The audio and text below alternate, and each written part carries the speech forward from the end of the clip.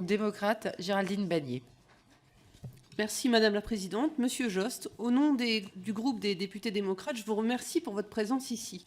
Nous avons attentivement suivi l'évolution des projets de restauration de la cathédrale Notre-Dame de Paris, notamment à travers les travaux de notre collègue Sophie Mette, rapporteure d'une mission d'information sur le sujet et malheureusement souffrante aujourd'hui. Je la salue. Vous étiez le bras droit du général Georges Lain qui nous a tragiquement quittés cet été. Vous êtes désormais à la tête de l'établissement public Rebâtir Notre-Dame de Paris, alors que la cathédrale rouvrira ses portes dans un an, respectant le délai annoncé dès 2019 par le président de la République au lendemain du terrible incendie. Vous connaissez parfaitement le chantier, ayant été notamment en charge de la technicité des opérations.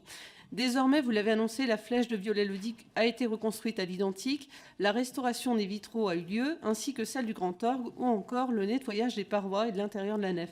Félicitations pour cela, félicitations aux entreprises. Plusieurs de ces changements sont visibles, d'autres sont à venir et seront discrets. Ils demeurent essentiels au cœur des préoccupations des Français. Je pense aux efforts fournis en faveur de la protection incendie pour que jamais le drame que notre pays a connu ne se reproduise, pour que jamais plus Notre-Dame ne soit la proie des flammes.